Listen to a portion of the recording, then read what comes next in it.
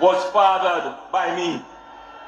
I heard Albin Hill telling the story, and I heard Marlon Morgan trying to sing the story.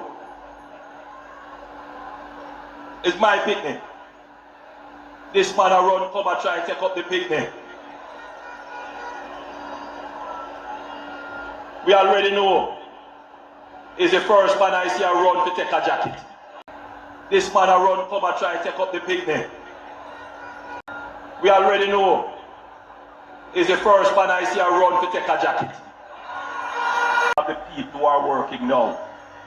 Given more Jamaicans better pensions than ever before in the history of Jamaica. No, pension benefits of the people who are working now. So as our workforce ages and retires, one of the legacies of this Jamaica Labour Party government is that we have given more Jamaicans better pensions than ever before in the history of Jamaica. The minimum wage from $16,000, what we have carried it to now, having almost tripled it, to $32,000. Our first budget, the minimum wage will move from $16,000 to $18,500, and then gradually after that for the next few years.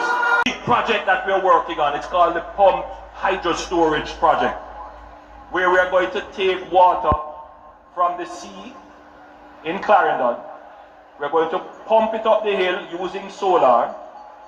We are going to desalinate and keep it stored at a high level.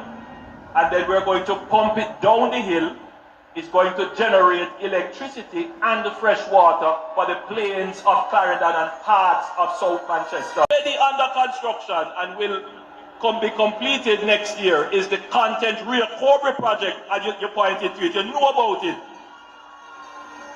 15 million gallons of water will be taken from the recovery, treated and pumped into parts of Spanish Town, Portmore and Kingston.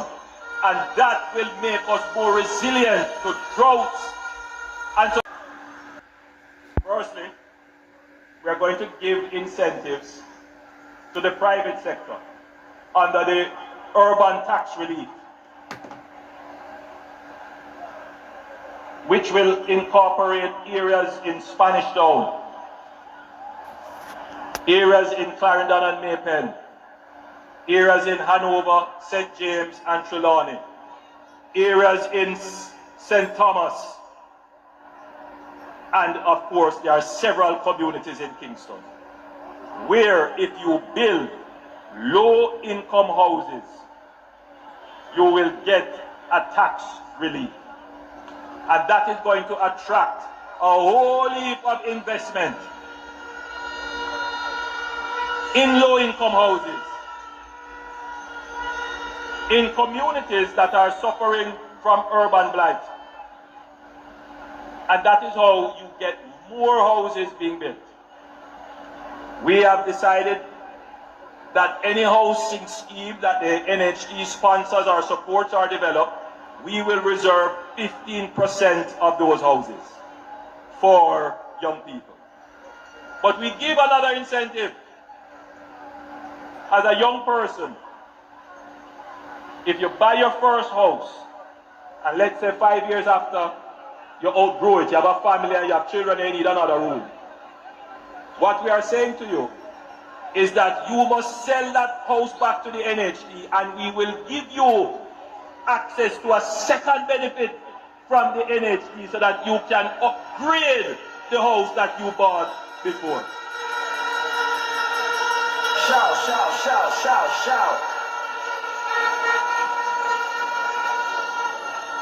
So what we are trying to do now is to create a market for houses that are affordable.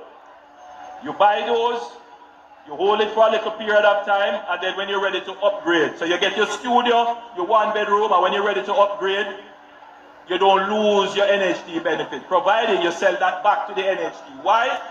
Because the NHT wants to take that unit and put it back at the market at a reasonable price for the next generation of young people to come and have access to the unit.